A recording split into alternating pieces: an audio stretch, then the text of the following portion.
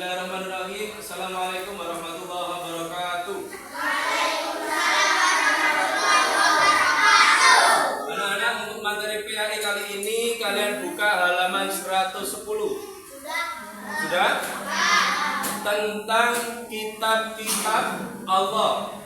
Allah Subhanahu wa taala itu menurunkan 4 kitab. Apa saja itu?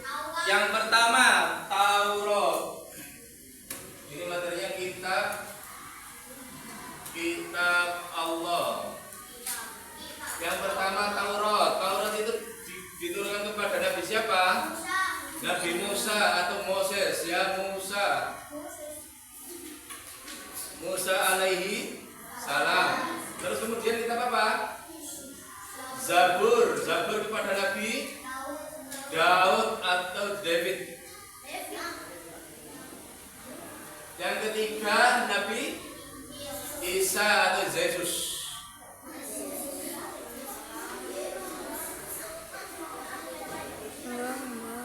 Nabi Isa alaihi salam itu kitab apa? Injil. Dan yang terakhir kitab apa, nak? Al-Qur'anul Karim. Al-Qur'an diturunkan kepada Nabi Muhammad sallallahu alaihi wasallam. Oke. Dari keempat kitab ini kita bahas yang pertama itu kitab Taurat. Ketika kitab Taurat diturunkan oleh Allah Subhanahu wa taala itu saat Nabi Musa alaihissalam berada di Bukit Tur Sina. Beliau Nabi Musa alaihissalam itu puasa 40 hari terlebih dahulu sebelum menerima kitab Taurat. Hingga akhirnya Allah pun muncul di Bukit Tur Sina memberikan kitab Taurat kepada Nabi Musa. Akan tetapi Nabi Musa itu tidak mampu untuk melihat Allah dan hanya mendapat cahayanya saja. Karena apa? Ketika Allah menampakkan diri, Nabi Musa itu tidak kuat untuk melihat. Ya, sehingga apa? Nabi Musa mendapatkan kitab Taurat, dan Nabi Musa itu disebut seorang nabi kalamullah. Kenapa? Karena satu-satunya nabi yang pernah bicara dengan Allah secara langsung. Dan setelah kitab Taurat itu diturunkan, disampaikan kepada Nabi Musa alaihissalam. Kalian seperti yang tahu bahwa Nabi Musa itu nabi yang istimewa, memiliki mukjizat. Apa saja mukjizatnya Nabi Musa? Yang pertama, tongkat bisa berubah menjadi ular beneran. Tapi kalau ular-ularnya penyihirnya Firaun itu hanya tipuan mata saja. Itu tetap tali, tapi talinya goyang-goyang gini. Tapi kalau ularnya Nabi Musa beneran gede. Akhirnya apa? Ular yang kecil-kecil itu dimakan.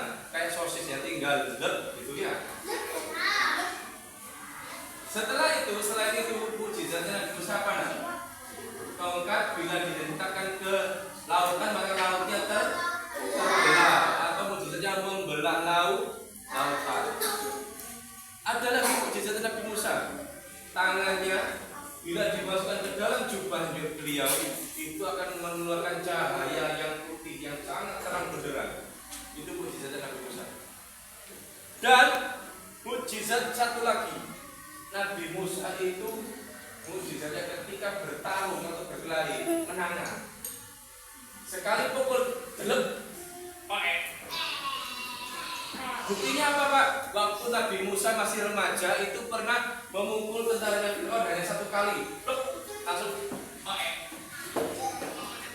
berarti Nabi Musa itu memiliki kekuatan yang sangat luar biasa yang diberikan oleh Allah Subhanahu wa taala. Loh Pak, kalau Nabi Musa kuat kenapa enggak langsung mukul Firaun aja, Pak? Mati langsung, ya kan? Tapi Nabi Musa tidak mau yang seperti itu. Karena seorang nabi, khususnya Nabi Musa di sini itu menyebarkan kebaikan, bukan keburukan. Ya, semua nabi itu menyebarkan kebaikan dan memberikan contoh yang terbaik bagi umatnya. Itu Nabi Musa. Dan apa saja, Pak? Kitab Taurat itu kitab diperuntukkan bagi umatnya Nabi Musa, khususnya Bani Israel. Tahu Bani Israel? Bani Israel ini berasal dari Nabi Yakub. Nabi Yakub alaihissalam itu punya anak yang disebut dengan Bani Israel. Anaknya ada 12 dan salah satunya yang terkenal itu Nabi Yusuf dan Nabi Yusuf dan Benyamin. Kalau di Amerika Benjamin Franklin, presiden Amerika dulu. Nabi Yakub menurunkan Nabi Yusuf dan Benyamin. Nabi Yusuf juga salah satu nabi keturunan Bani Israel. Jadi anak keturunan Bani Israel itu aslinya pinter-pinter ya. Semuanya pintar canggih-canggih. Kalian tahu yang menemukan Google itu orang Bani Israel. Yang menemukan Google, Android juga itu orang Bani Israel. Ya. Yang kalian pakai setiap hari Google-nya itu orang Bani Israel. Itu. Kemudian lanjut di Nabi Daud alaihi salam. Itu diberikan kepadanya kitab apa? Kitab Zabur. Kitab Zabur diturunkan kepada Nabi Daud. Nabi Daud itu nabi yang istimewa juga. Mengapa istimewa? Karena Nabi Daud sendiri itu memiliki mukjizat. Apa mukjizatnya? Sampai tahu besi itu kan besi ya. Tiang itu loh, tengah-tengah ini loh, kan besi. Kalau dipegang Nabi Daud, kayak ada pegangan loh, besi itu akan meleleh, mencair. Sehingga apa? Nabi Daud itu bisa menciptakan pedang, bisa menciptakan baju perang, helm perang. Akhirnya ketika berperang pakai baju besi itu penangan. Karena apa? Dipanah nggak mempan, dibacok kuat, karena nggak terlindung oleh baju besi.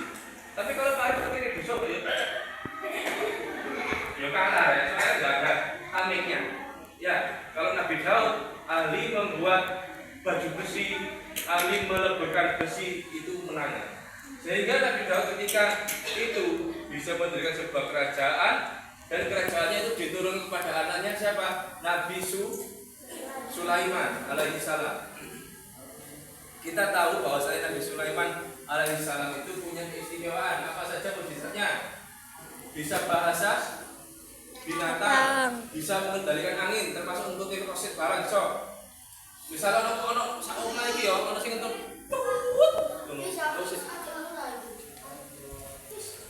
Waalaikumsalam.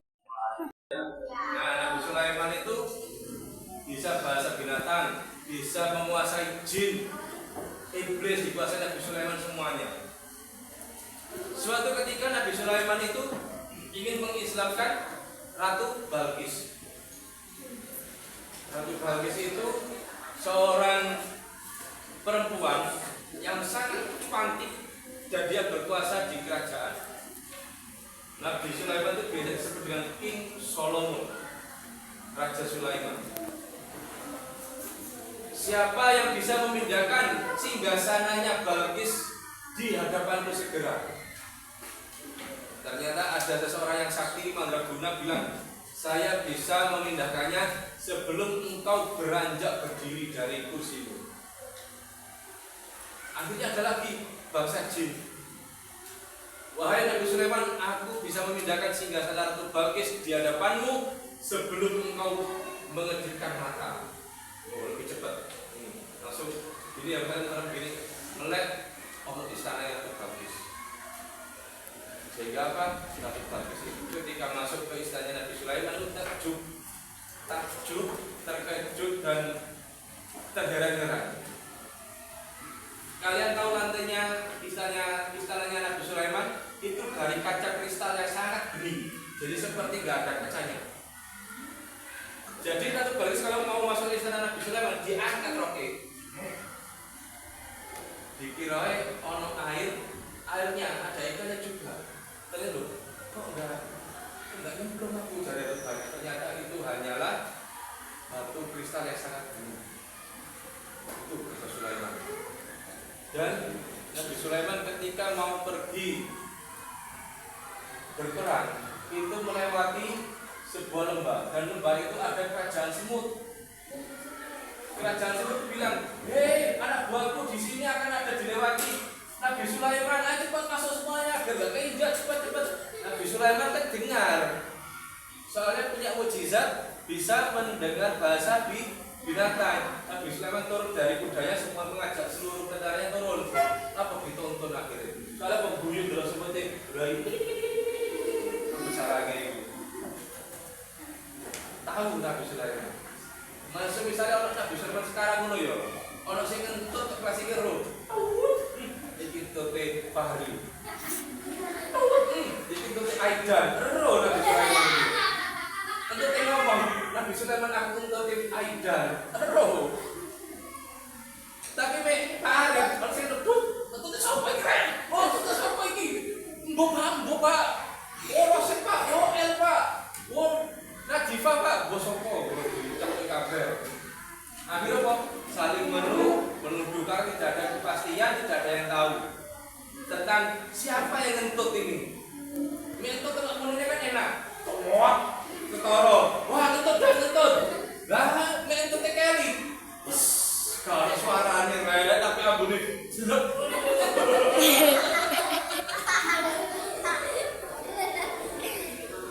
Lanjut itu ya. Kitab Zabur dari diturunkan kepada Nabi Daud. Kemudian lanjut kitab Injil. Kitab Injil anak-anak itu diturunkan kepada Nabi Isa alaihissalam. Dan Nabi Isa ini adalah nabi yang memiliki keistimewaan. Dia lahir tanpa ayah. Lahirnya langsung diturunkan oleh malaikat Jibril, ditiupkannya ruh kepada perut ibunya yaitu Siti Maryam. Sebelumnya malaikat Jibril itu bukan menemui Maryam, wahai Maryam, kelak kamu akan mempunyai seorang anak yang istimewa yang akan membawa risalah dan kitab Injil, kata malaikat Jibril. Wahai Jibril, bagaimana aku bisa hamil sedangkan aku tidak punya suami? Jika Allah sudah berkehendak maka itu akan terjadi, wahai Maryam, kata malaikat Jibril. Akhirnya selang beberapa waktu malaikat Jibril menghilang dan ternyata benar. Siti Maryam hamil ya. Iki hamil iki moy. Bedakan antara hamil dan ini sehat. Ya. Cobuyu, tak coklat. Ya, akhirnya setelah beberapa waktu kalau di Injil itu Nabi Isa lahirnya di kandang domba atau dikatakan mereka itu Bethlehem. Tapi kalau di Islam Nabi Isa itu lahirnya di Baitul Maqdis, di tempat yang mulia, tempat yang suci. Itu bedanya. Bukan Batu Bata. Batu Bata sekolahmu. Setelah Nabi Isa lahir, Nabi Isa kecil waktu usia 3 bulan, 6 bulan itu dibawa ke halayak ramai. Ternyata lihat Maryam itu seorang penzina, dia lahir tanpa bapak, bla bla bla bla. Akhirnya apa? Dengan izin Allah, Nabi Isa kecil yang masih bayi ternyata bisa bicara. Itu yang viral di TikTok kemarin dulu. Qala inni abdullah yang baik. Qala inni. Itu. Ya, Pak. Bahwasanya intinya Nabi Isa itu seorang nabi yang akan memberikan risalah dan dibekali oleh Allah kitab Injil. Itu ya.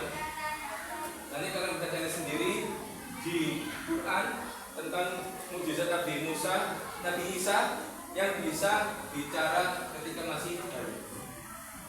Akhirnya ketika Nabi Isa dewasa diberikan oleh Allah kitab Injil sebagai risalah, sebagai pegangan untuk mengislamkan semua umat di saat itu. Dan Nabi Isa itu punya keistimewaan. Orang yang sudah meninggal atau meninggal itu bisa dihidupkan kembali. Manuk, kalian tahu manuk? Nah, manuk atau buru. Katakan manukmu, masya Allah Aiman. Disunat aku Pak, jelas burung. Loh. Nabi Isa itu kalau megang dikuburkan tanah, digini-ginikan, dengan izin Allah akan jadi burung yang bisa terbang dan bernyawa. Itu Nabi Isa. Ketika ada orang buta dicekel matanya sama Nabi Isa, bismillahirrahmanirrahim, ternyata bisa melihat. Nabi Isa pun bisa mendatangkan makanan dari langit dengan izin Allah. Makanan langsung datang buahnya yang enak-enak dari langit. Itu Nabi Isa. Sehingga apa? Banyak sekali umatnya Nabi Isa menganggap bahwasanya Nabi Isa ini anak Tuhan. Melenceng akhirnya risalahnya. Dianggap Nabi Isa ini Tuhan, anak Tuhan, tapi tidak mengimani siapa sebenarnya Allah yang memberikan mukjizat itu. Seperti itu asal usulnya. Dan sampai sekarang banyak diplesetkan tentang agama-agama tertentu. Ya, akhirnya datanglah Nabi Muhammad SAW yang diberi oleh Allah sebagai kitab Al-Qur'anul Karim. Al-Quran ini kitab yang sangat sempurna dan tidak termakan oleh zaman. Bahkan Al-Quran ini satu-satunya kitab yang manusia tidak mampu untuk merubah. Semua manusia kira kayak Fahri, Kelly, Aiman, Cio itu bisa merubah semuanya. Misalkan ini kan bagus, ini bagus ya. Ambil Aiman ini bisa dirusak, berarti bisa dirubah. Tapi kalau Al-Quran itu abadi, tidak bisa dirusak, tidak bisa dirubah. Itu karena izin Allah dilindungi Al-Quran itu. Dilindunginya dari apa, Pak? Dari para penghafal Al-Quran. Jadi ketika ada Al-Quran yang salah tulis, penghafal Al-Quran ini salah, bukan ini kalimatnya, bukan ini katanya. Jadi bisa tahu langsung. Dilindungi terus Al-Quran. Dan Al-Quran ini ketika kalian susah atau menderita atau di hati ini, coba bacalah Al-Quranmu. Insya Allah akan ada cahaya penerang, akan ada jalan keluar ketika engkau membaca Al-Quran. Sekarang pertanyaannya, berapa kali dalam sehari kalian baca Al-Quran?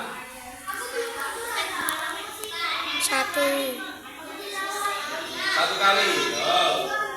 Yang pasti Al-Quran itu kita anjurkan untuk dibaca, mengerti maknanya dan artinya ya Nak.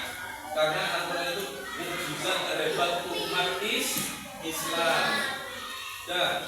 Dan bahwasanya Taurat, Zabur, Injil itu 3 kitab dilebur menjadi satu, dirangkum itu menjadi satu kitab, yaitu Al-Quran. Al-Quran dilebur lagi, diperas lagi menjadi satu surat yang namanya surat Al-Fatihah. Al-Fatihah pun itu diremes lagi, dilebur lagi menjadi satu kalimat, yaitu Bismillahirrahmanirrahim. Maka sama menyepelekan kalimat Bismillahirrahmanirrahim. Soalnya kalimat Bismillahirrahmanirrahim itu kalimat yang sakti, kalimat yang penuh barokah. Mau kita apa-apa, mau belajar Bismillahirrahmanirrahim, mau bekerja Bismillahirrahmanirrahim. Biar apa? Biar terus sambung kepada Allah. Kalau kalian berdoanya baca Al-Quran 30 juz kesuwen, akhirnya apa? Dirangkum, diperas jadi satu kalimat yang namanya Bismillahirrahmanirrahim. Itu Al-Quran ya. Jangan lupa setiap kali melakukan kegiatan, aktivitas apapun itu harus membaca Bismillah. Bagaimana bunyi Bismillah? 1, 2, 3. Bismillah.